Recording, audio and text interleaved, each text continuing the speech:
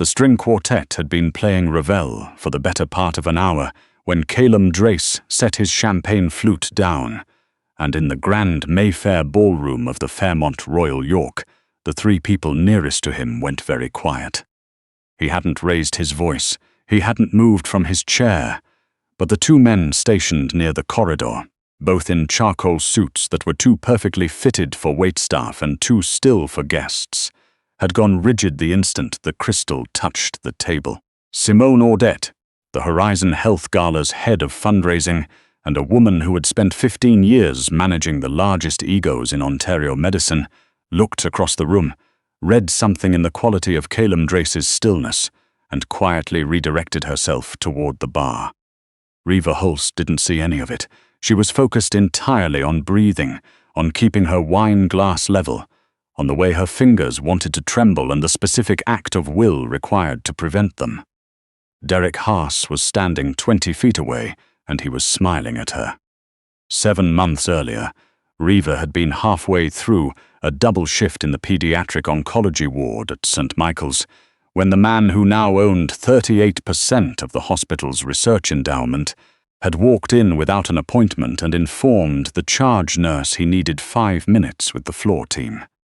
Reva had looked up from a chart, assessed him the way she assessed everyone who entered her ward, quickly, thoroughly, from the shoes up, and told him that her patients didn't schedule around investor visits, and that if he needed 5 minutes, he could book them through the administrative office like everyone else.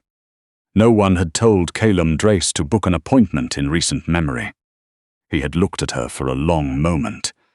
Not the dismissive sweep that men in his position usually gave nursing staff, but something slower and considerably more deliberate, the kind of attention that felt like being mapped. Then he had smiled, which was apparently rare enough that the two people who witnessed it visibly registered the event, and said, "Fair enough, Nurse Holst." She hadn't introduced herself. He'd already known her name, which she didn't find out until later, and which, when she did find out, she chose to file in the category of things about Calum Drace that were simply true and not worth fighting. That was how it had started, not with any of the gestures she might have expected from someone in his position. Calum Drace did not trade in gestures. It began with a coffee left at the nursing station on a Wednesday morning, accompanied by a handwritten note that read only, "I scheduled the appointment." It began with him sitting across from her in a cramped consultation room. 2 days later, listening without interrupting, while she walked him through exactly why his proposed staffing restructure would compromise response times during critical care windows. He did not debate her or condescend or take a single note. He picked up his phone, made one call, and reversed 3 line items from the budget proposal before the hour was up. Reva had gone back to her patients more unsettled than she'd been in years. Calum Drace was, by every public account, a cold man.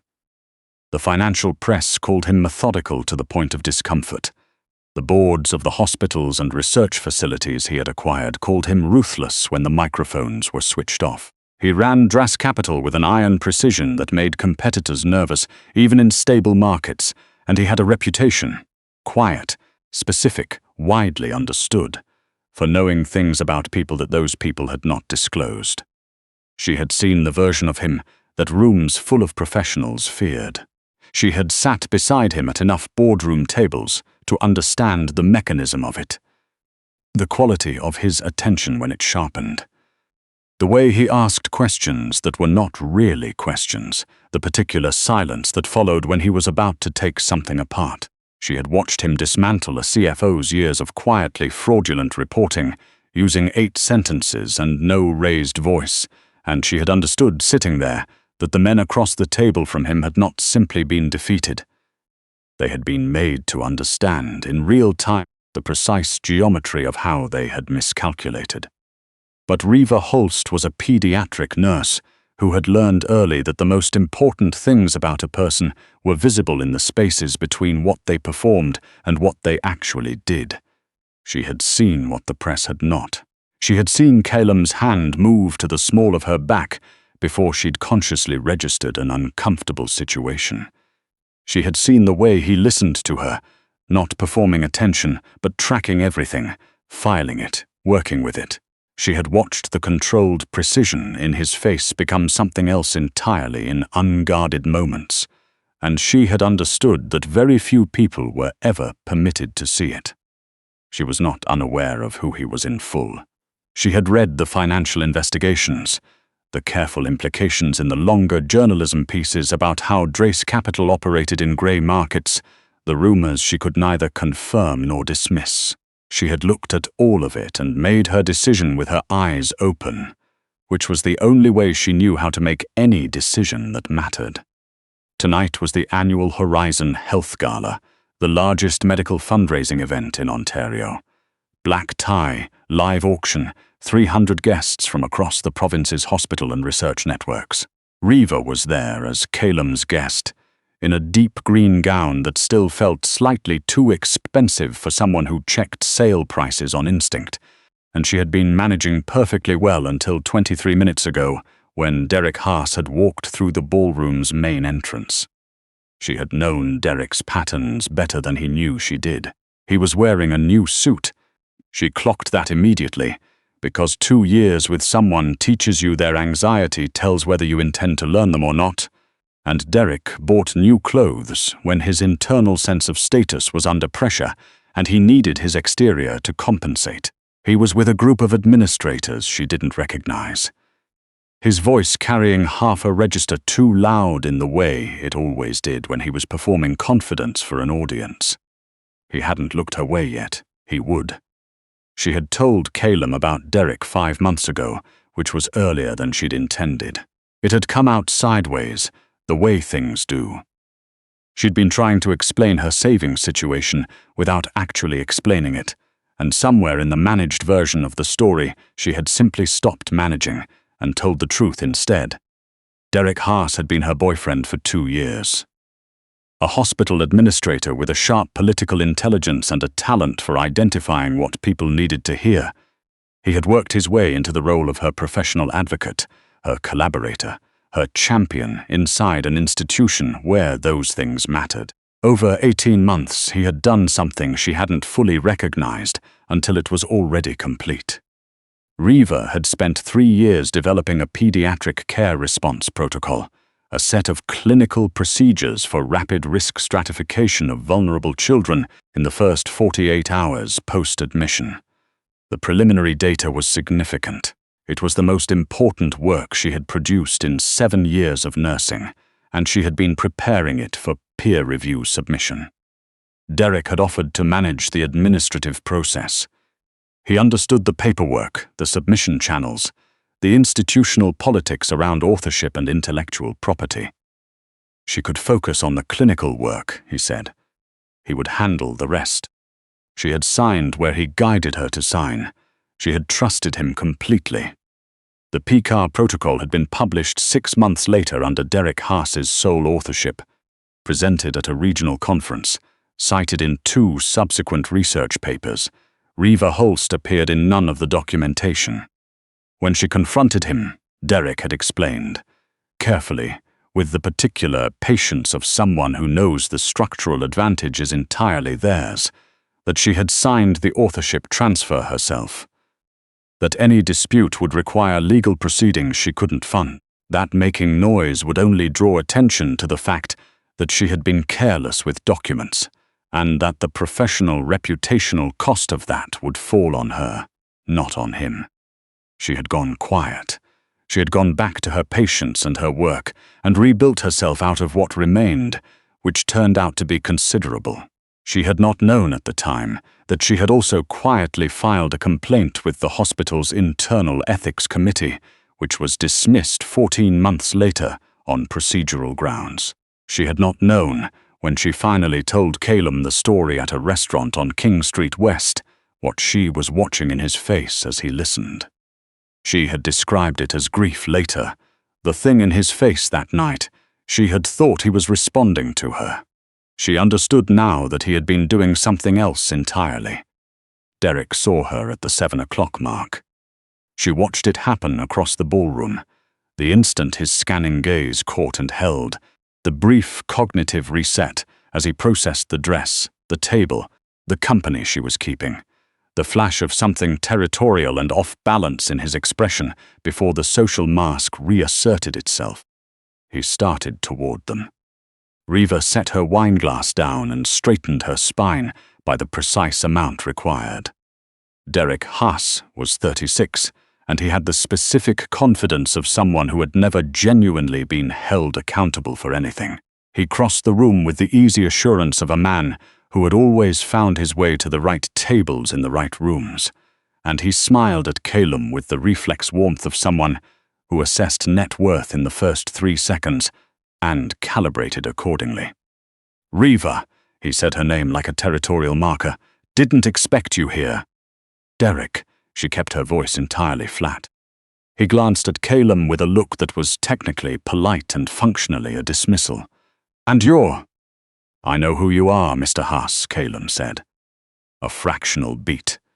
Derek had offered the opening for an introduction and received information instead of one, which was either a social blunder or its precise opposite, and the calculation flickered briefly across his face before he smoothed over it.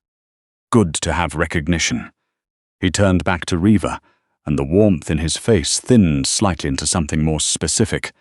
"Actually, this is perfect timing. The PCAR protocol is shortlisted for the Horizon Award tonight." He let the pause breathe exactly the right amount.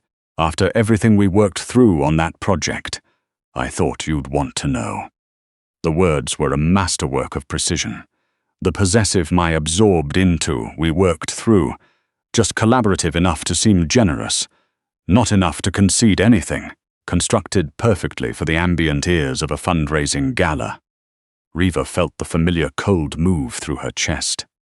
The same cold as 4 years ago, standing in her kitchen on a Tuesday evening while Derek explained, with great patience, what she had signed. She said nothing. Derek's smile held. He was already framing his exit line when Calum set the champagne flute down. The sound was very small, but the 2 men near the corridor had moved before the crystals stopped ringing, and Calum was already standing. He buttoned the single fastened button of his dinner jacket with the slow deliberateness of someone who was not in any hurry at all, and he looked at Derek Haas with the full weight of the attention that Reva had watched make boardrooms go silent. "The PCAR protocol," Calum said in a voice that was perfectly conversational. "Walk me through the methodology, please. The initial risk stratification criteria specifically, the 4-hour assessment window for post-admission pediatric patients." Derek blinked. "I'm sorry?" "The methodology. You developed it. Explain it to me." A silence settled over their immediate vicinity. Not theatrical. No one was performing anything.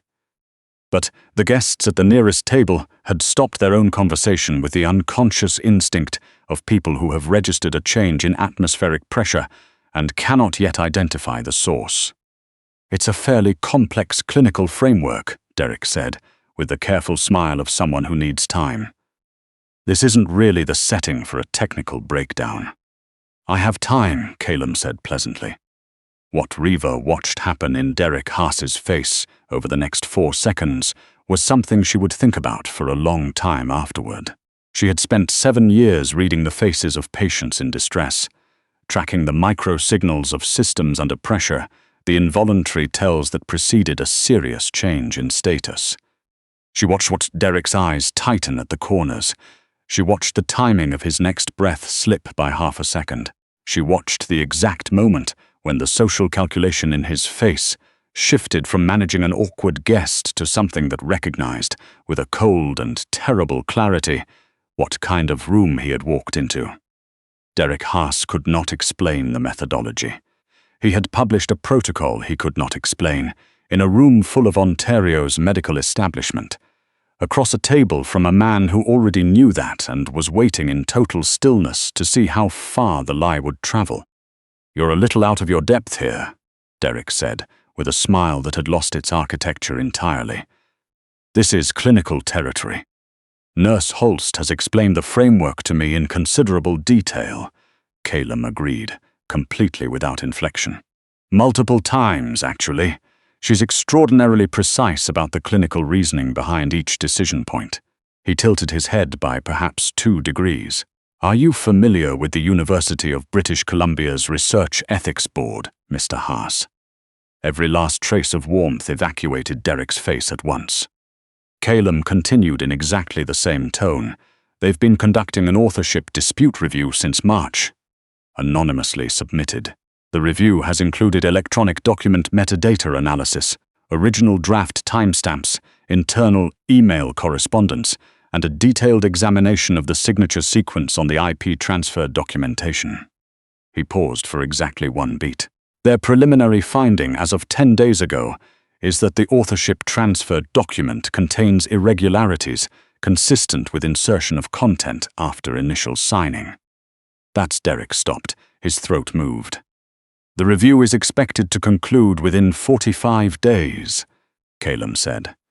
What the review will also surface at that time is that the transfer document contained an appended licensing clause that was not present in the version Nurse Holst reviewed, a clause assigning royalty rights across all derivative clinical applications of the protocol, including current licensing agreements with 2 provincial health authorities. He let that sit. The combined royalties generated to date total approximately $320,000, routed through a holding company registered in Alberta. Reva's hands had gone very still in her lap. She had not known about the royalties. She had not known the extent of what had been built on top of her work, the specific financial architecture Derek had constructed on the foundation of a document she had signed in good faith. She had understood that she had lost the authorship. She had not understood that her work had been systematically monetized without her knowledge for years. The 2 health authorities were notified through their own independent legal counsel last week, Calum said. They are conducting their own reviews. The UBC process is institutional and will proceed regardless of any other conversation. He reached into the interior pocket of his dinner jacket and placed a plain white card on the tablecloth between them. That number reaches my solicitor directly. If you'd like to discuss a voluntary authorship correction and licensing reversion before the findings become public record, I would recommend using it before close of business Monday. Derek stared at the card. His hands were rigid at his sides. If you'd prefer not to call, Calum added, with a quality of pleasantness that contained nothing warm at all. That is equally a choice, but I want you to understand the shape of it accurately. The findings enter public record. The health authority reviews proceed. Your position becomes untenable in ways that will be difficult to manage quietly. And you will be navigating all of that while the royalty reversion process moves through the courts. He looked at Derek with complete steadiness. I've found that people in your situation generally prefer Monday. Derek Haas picked up the card. His fingers were not steady. I'll be in touch, he said, and his voice had been emptied of every quality that had once made him seem worth listening to. He left. He did not return to the group he had arrived with. He moved toward the exit with the controlled care of someone managing a serious physiological shock, and within 4 minutes he had left the ballroom entirely.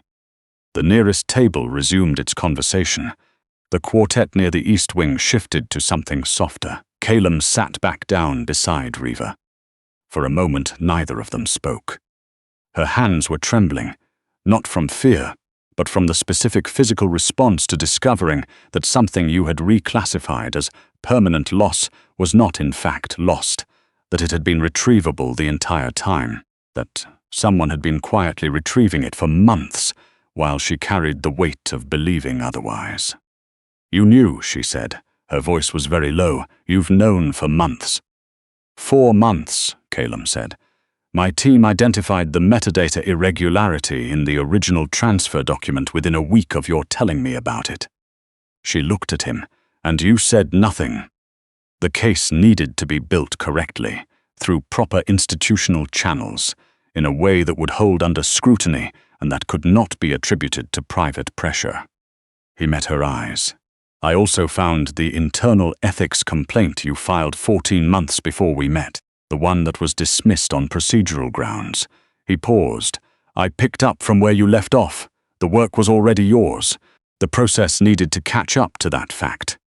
The awards presentation began shortly after.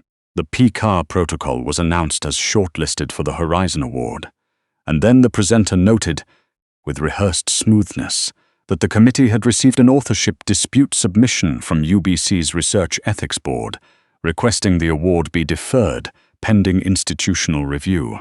The room absorbed it without incident, in the way that rooms at this level of funding absorbed necessary adjustments, efficiently, without visible disruption. Reva sat through it without moving. She was not someone who cried at fundraising galas. She was not someone who cried in public at all, as a rule. But she held herself very carefully still through the announcement, and when Calem's hand found hers under the table and his thumb traced her knuckles in the particular way that she had come to understand, was his specific mode of paying attention. She turned her hand over and held on. They walked out into the October air on Front Street just before 11. The city moved around them in its particular way. The gardener in the distance. A streetcar somewhere east on King. The specific urban quiet of a Thursday night that is not quiet at all but has learned to carry its noise in layers. A dark blue car idled at the curb. Jan, who had driven for Calem for 6 years, and who Reva had come to understand operated as something considerably more than a driver, opened the rear door and gave her a nod that she had by now learned to read correctly. Not the automatic deference of professional courtesy, but something else. The particular acknowledgement of someone who understood position and had decided, on their own terms, that she occupied one. She got in. Calem followed. The door closed and the city went slightly muffled. They drove north without speaking for a while. The CN Tower moved past her window, and the glass towers of the financial district gave way to the mid-city neighborhood she had navigated on her own terms for 7 years, on a nurse's salary, with the particular self-sufficiency of someone who had never had reason to expect otherwise. "You should have told me," she said eventually. "When you found it, you should have told me what you were doing." "Yes," Calem said. No qualification, no defense of the reasoning. She turned the word over and found it clean. Not an apology designed to manage her response, but a straightforward acknowledgement of a specific failure. "Don't do that again," she said.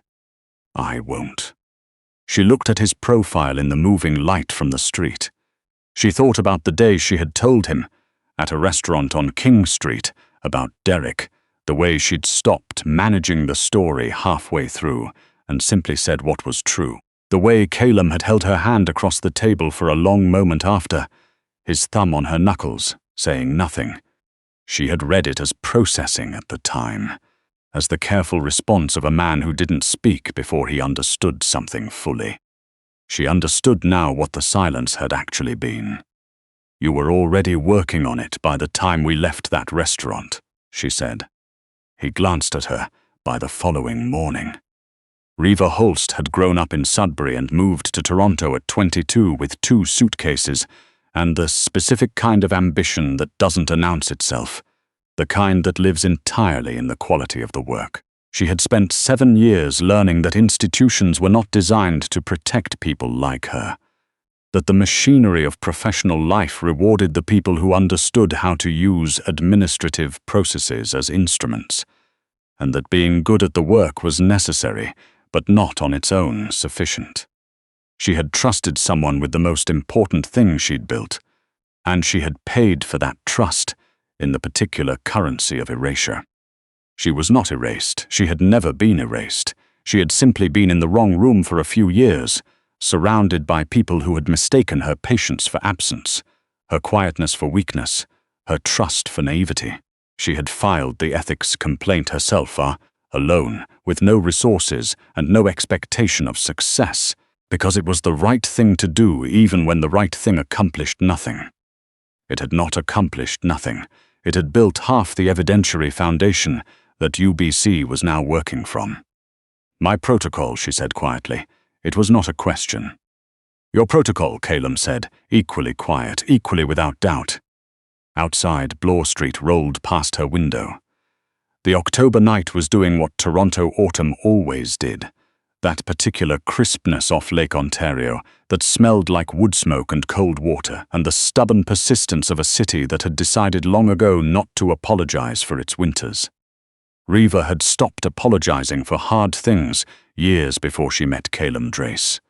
She had simply been carrying the specific hardness of believing that one particular injustice was permanent, and discovering, in the space of 45 minutes in a ballroom on Front Street, that it was not. The car turned onto their street. She had stopped calling it her street a month ago without making a decision about it. Language simply adjusts, eventually, to what is true. She looked at the man beside her, the precise, watchful, relentlessly prepared man who had listened to her in a cramped hospital consultation room and reversed a budget decision because she made a good argument, who had spent 4 months building a case in institutional silence, because he understood that a case built correctly was worth more than a reaction delivered quickly.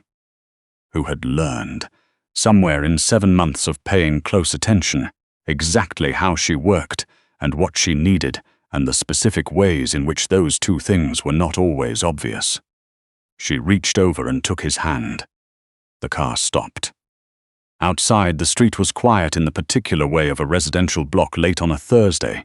A few lit windows, a dog walking somewhere, the city existing at a lower register. Jan's eyes met hers briefly in the mirror and moved away with the discretion of someone who understood which moments did not require his attention. Reva Holst sat in the back of a car on a quiet street in Toronto and felt, with the specific completeness that arrives only when something long carried is finally set down, the exact weight of what she was no longer holding. She had not been waiting for someone to save her. She had never needed saving. She had been fighting her own fight by the only means available to her, alone, for years before Calum Drace had walked into her ward and been told to make an appointment. She had built something extraordinary. She had refused to stop working, even after someone had taken it from her. She had filed the complaint, alone, with no expectation of success, because she was someone who did the right thing regardless of outcome. All that had changed was the room. All that had changed was that someone else was finally in it with her, someone who knew what to do with a metadata irregularity and a 14-month-old ethics complaint and 4 months of careful, institutional, untraceable work. She tightened her hand in his. Outside, the October night held the city in its particular cold embrace, indifferent and steady, the way cities are, carrying on regardless, waiting for no one, absolute in its continuance. Inside the car, very quietly, something that had been broken for 3 years became whole.